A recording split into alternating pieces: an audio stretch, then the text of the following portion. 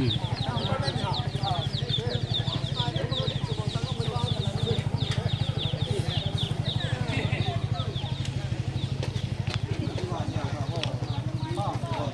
ไม่ได้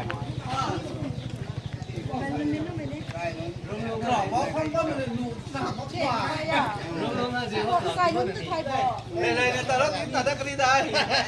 ใส่นุ่นที่ไทยเรานับสองมั่งนะสองมั่งเท่ากันนับก็เขาดิ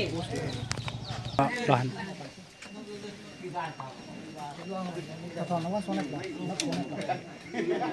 ก็มองได้เลยครับ